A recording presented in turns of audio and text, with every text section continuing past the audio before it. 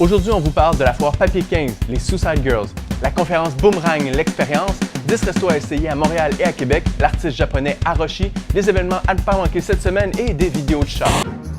Nous sommes le 27 avril 2015 et vous écoutez baromag.com.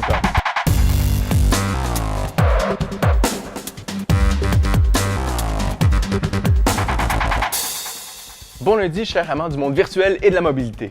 Merci à tous ceux qui ont partagé notre vidéo la semaine dernière. Vous avez été plus de 3500 personnes à avoir visionné cette vidéo. Votre support nous a beaucoup touchés.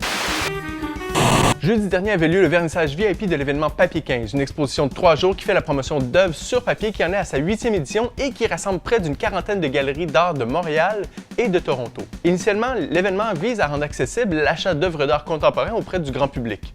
Cette année, c'est la sublime Karine Vanasse qui a décidé de jouer le rôle de la porte-parole. Réussira-t-elle à inciter le grand public à acheter de l'art? Bonne question, mais en attendant, consultez la galerie photo de l'événement disponible sur baromag.com. Mardi dernier, tous les médias de Montréal étaient collés sur la scène du Cabaret La Tulipe pour mitrailler de photos le spectacle Black Heart Burlesque des Suicide Girls. Nos collègues de Bible Urbaine ne faisaient pas exception à la règle. C'est la photographe Charline Provost à qui l'on doit la galerie photo disponible sur bibleurbaine.com. Laisse-moi tranquille. Quelles sont les nouvelles tendances dans le marketing numérique? Qu'est-ce que la technologie d'aujourd'hui permet pour faire rayonner les marques? Pour avoir une réponse à ces questions, c'est à la journée Boomerang, l'expérience que vous deviez vous rendre la semaine dernière.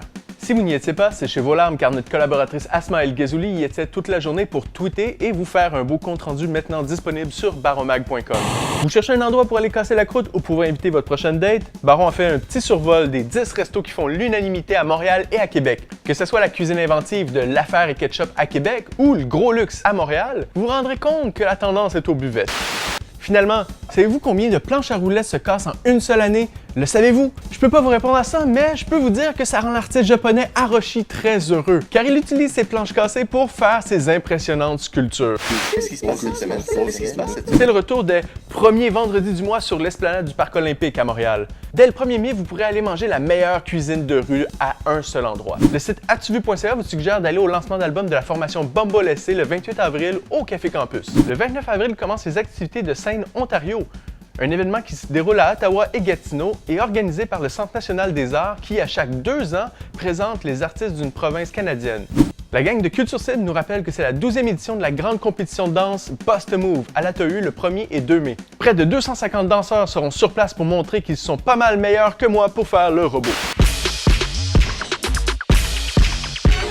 Voilà ce qui termine notre 2e édition des nouvelles baromag.com. Merci d'avoir été à l'écoute jusqu'à la fin et suivez-nous sur Facebook, Twitter, Instagram et Pinterest. Sur ce, bonne semaine et n'oubliez pas que c'est pas tout à fait l'été encore. C'est encore une période où une gastro s'attrape facilement, surtout si on french n'importe qui. À lundi prochain.